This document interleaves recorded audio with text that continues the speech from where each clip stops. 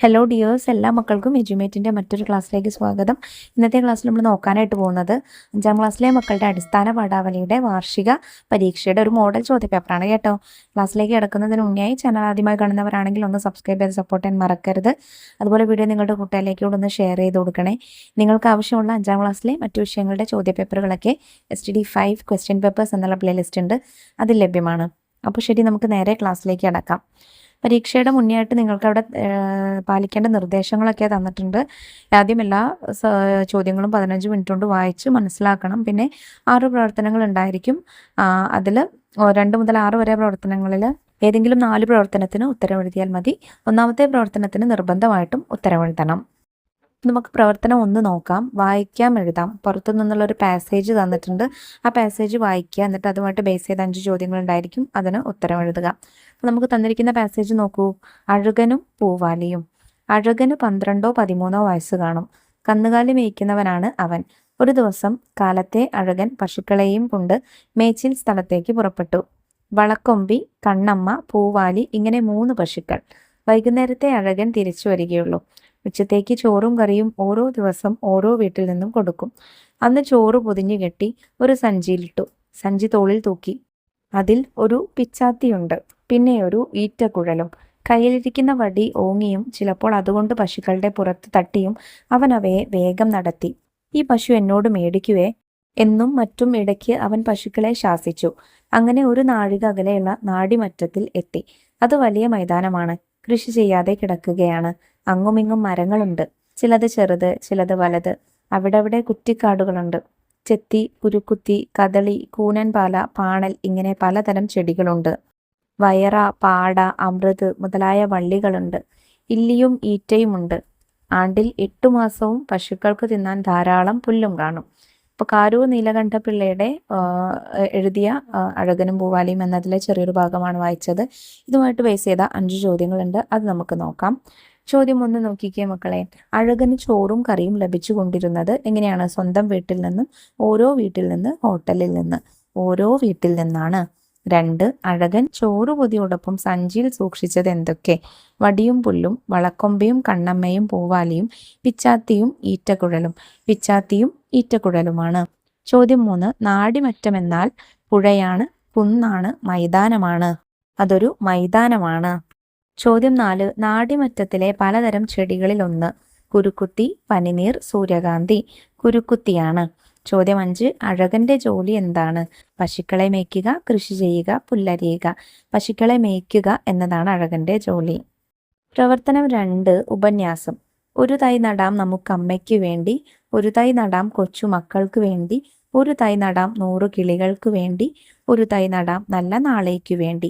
സുഗതകുമാരിയുടെ 4 വരികളാണ് തന്നിട്ടുള്ളത്. സുഗതകുമാരിയുടെ കവിത വായിച്ചില്ലേ? എങ്ങുപോയി എന്ന P. കുഞ്ഞിരാമൻ നായരുടെ കവിതയിൽ പ്രകൃതി മനുഷ്യനോട് കാണിക്കുന്ന സ്നേഹത്തെക്കുറിച്ച് വിശദമാക്കുന്നുണ്ട്. പ്രകൃതി മനുഷ്യന് നൽകുന്ന സൗഭാഗ്യത്തെക്കുറിച്ച് ഉപന്യാസം തയ്യാറാക്കുക. പ്രകൃതിയും മനുഷ്യനും തമ്മിലുള്ള ബന്ധം വളരെ ആഴമേറിയതാണ്. മനുഷ്യന്റെ നിലനിൽപ്പിനാവശ്യമായ സർവ്വ സൗഭാഗ്യങ്ങളും നൽകുന്നത് പ്രകൃതിയാണ്. പ്രകൃതി നമ്മുടെ ജീവൻ നിലനിർത്തുന്നു. ശ്വസിക്കാൻ ആവശ്യമായ വായുവും കുടിക്കാൻ ശുദ്ധമായ വെള്ളവും പ്രകൃതി നൽകുന്നു. വിശപ്പടക്കാൻ ആവശ്യമായ ധാന്യങ്ങളും പഴങ്ങളും പച്ചക്കറികളും മണ്ണിൽ നിന്ന് ലഭിക്കുന്നു. അതുവഴി ആഹാരം നിർമ്മിക്കാൻ നമുക്കാവുന്നു. പ്രകൃതി നമുക്കൊരു ആശ്രയമാണ്. താമസിക്കാൻ ആവശ്യമായ വീട് നിർമ്മിക്കാനുള്ള മരങ്ങളും മറ്റു വസ്തുക്കളും പ്രകൃതിയിൽ നിന്നാണ് ലഭിക്കുന്നത്. സുഗതകുമാരിയുടെ കവിതയിൽ പറയുന്നത് പോലെ നമ്മുടെയും വരും തലമുറയുടെയും നല്ല നാളേക്കായി പ്രകൃതിയെ സംരക്ഷിക്കേണ്ടത് നമ്മുടെ കടമയാണ്. പ്രകൃതിയില്ലെങ്കിൽ മനുഷ്യനില്ല. പ്രവർത്തനം 3, അനുഭവക്കുറിപ്പ്. MTയുടെ വിഷുവിനെ കുറിച്ചുള്ള ഓർമ്മകൾ നമ്മൾ പഠിച്ചിട്ടുണ്ട്. നിങ്ങളും പല ആഘോഷങ്ങളിൽ പങ്കെടുത്തിട്ടുണ്ടല്ലോ. ഏതെങ്കിലും ഒരു ആഘോഷ അനുഭവത്തെക്കുറിച്ച് കുറിപ്പ് തയ്യാറാക്കുക. അപ്പം അതിനു മുന്നായിട്ട് നമുക്ക് B നോക്കാം. വിഷുക്കാലത്തെ പ്രധാന ആഘോഷം ഏത്? പടക്കം പൊട്ടിക്കുക, പൂക്കളം ഒരുക്കുക, പാട്ട് പാടുക. പടക്കം പൊട്ടിക്കുക എന്നതാണ്.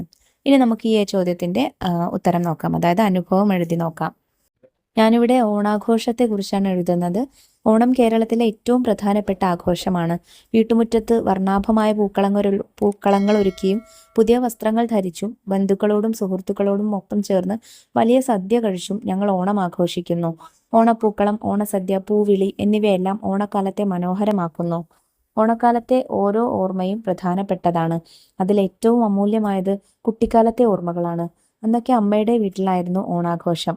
അയൽപ്പക്കത്തെ മുഴുവൻ കുട്ടിപ്പട്ടാളത്തോടൊപ്പം പൂവിറുക്കാൻ പോകുന്നതും ഓടിക്കിതച്ച് വീട്ടിലേക്ക് തിരിക്കുന്നതുമെല്ലാം വളരെ നല്ല ഓർമ്മകളാണ്. ചോദ്യം 4, പ്രവർത്തനം 4, പോസ്റ്റർ. പ്രകൃതിയും മനുഷ്യനും തമ്മിലുള്ള ഇഴയടുപ്പം ഭൂമിയുടെ നിലനിൽപ്പിന് അനിവാര്യമാണ്. എന്നാൽ പ്രകൃതി ചൂഷണത്തിന്റെ ഭാഗമായി വെള്ളപ്പൊക്കം, കാലാവസ്ഥാ വ്യതിയാനം, ജലദൗർലഭ്യം എന്നിങ്ങനെ വിവിധ പ്രശ്നങ്ങൾ നാം അനുഭവിക്കുന്നുണ്ട്.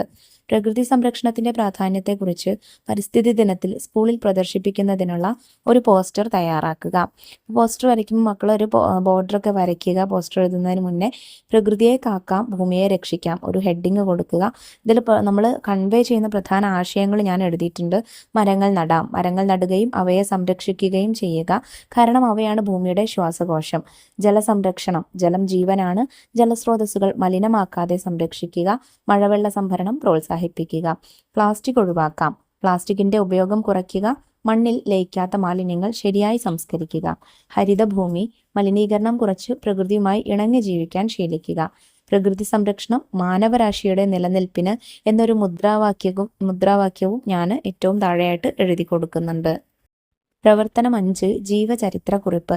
താഴെ പറഞ്ഞിരിക്കുന്ന സൂചകങ്ങളും നിങ്ങൾക്കറിയുന്ന കാര്യങ്ങളും ചേർത്ത് പി. കുഞ്ഞിരാമൻ നായരുടെ ജീവചരിത്രക്കുറിപ്പ് തയ്യാറാക്കുക. പ്രകൃതി സൗന്ദര്യത്തെ ആവിഷ്കരിച്ചു. സൗന്ദര്യപൂജ, കളിയച്ചൻ, താമരത്തോണി, സൗന്ദര്യ ദേവത. ഭക്തകവി ബിരുദം, കേരള സാഹിത്യ അക്കാദമി അവാർഡ്. ഇവൻ മേഘരൂപൻ PA കുറിച്ചുള്ള സിനിമ. ജനനം 1905 ഒക്ടോബർ 4, മരണം 1978 മെയ് 27. കളിയച്ചൻ എന്ന കൃതി സിനിമയാക്കിയിട്ടുണ്ട്. ആത്മകഥകൾ, കവിയുടെ കാൽപ്പാടുകൾ, എന്നെ തിരയുന്ന ഞാൻ, നിത്യകന്യകയെ തേടി. നാടകം, രംഗമണ്ഡപം, ഉപാസന, സ്വപ്നസഞ്ചാരി. ഇനി നമുക്ക് അദ്ദേഹത്തെക്കുറിച്ചൊരു ജീവചരിത്രക്കുറിപ്പ് എഴുതി നോക്കാം. പി. കുഞ്ഞിരാമൻ നായർ 1905 ഒക്ടോബർ 4 ജനിച്ചു.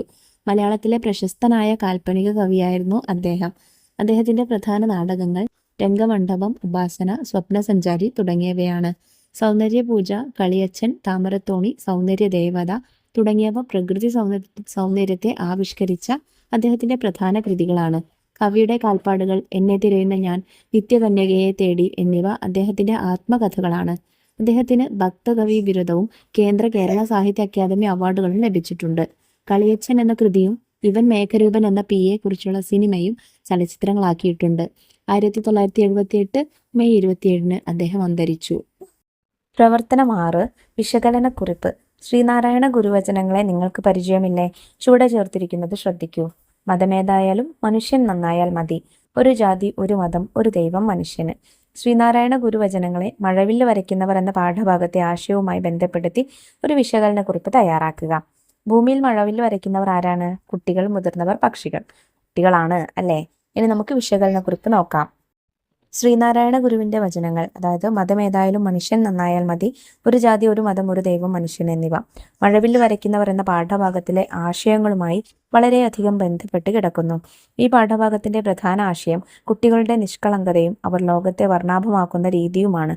കുട്ടികൾ ജാതി, മതം, വർഗം തുടങ്ങിയ വേർതിരിവുകളില്ലാതെ പരസ്പരം സ്നേഹിക്കുകയും കളിക്കുകയും ചെയ്യുന്നു. ഇത് ഗുരുവിന്റെ ഒരു ജാതി, ഒരു മതം, ഒരു ദൈവം മനുഷ്യന് എന്ന സന്ദേശവുമായി യോജിക്കുന്നു. മനുഷ്യൻ നന്നായാൽ മതി എന്ന ഗുരുവിന്റെ കാഴ്ചപ്പാട് കുട്ടികളുടെ നന്മ നിറഞ്ഞ മനസ്സിലൂടെ പാഠഭാഗം വരച്ചു കാട്ടുന്നു. കുട്ടികൾ ഭൂമിയിൽ സ്നേഹത്തിന്റെയും ഐക്യത്തിന്റെയും മഴവില്ല് വരയ്ക്കുന്നു. ഇത്രയും ചോദ്യങ്ങളാട്ടോ നമുക്ക് ഈ ചോദ്യ പേപ്പറിൽ ചർച്ച ചെയ്യാനായിട്ടുള്ളത്. ഇമ്പോർട്ടൻ്റ് ആയിട്ടുള്ള കുറച്ച് ചോദ്യങ്ങളാണ് ഇതിൽ. പോസ്റ്ററും പിന്നെ അതുപോലെ ജീവചരിത്രക്കുറിപ്പ്, വായിക്കാം, എഴുതാൻ തുടങ്ങിയിട്ടുള്ളവയൊക്കെ അത്തരത്തിലുള്ള ഫോർമാറ്റുകളൊക്കെ എങ്ങനെയാണ് ചെയ്യേണ്ടത് എന്നൊക്കെ പഠിച്ചു പോവുക. 5ാം ക്ലാസ്സിലെ മറ്റു വിഷയങ്ങളുടെ ചോദ്യ പേപ്പറുകൾക്ക് വേണ്ടി ചാനൽ ഒന്ന് സബ്സ്ക്രൈബ് ചെയ്യാൻ മറക്കരുത്. അതുപോലെ ഇന്നത്തെ ക്ലാസ്സിനെ കുറിച്ചുള്ള അഭിപ്രായങ്ങൾ കമൻറ്റ് ബോക്സിലൂടെ അറിയിക്കാനും വിട്ടുപോകരുത്. അപ്പോൾ ശരി, നമുക്ക് അടുത്ത ക്ലാസ്സുമായി വീണ്ടും കാണാം. താങ്ക്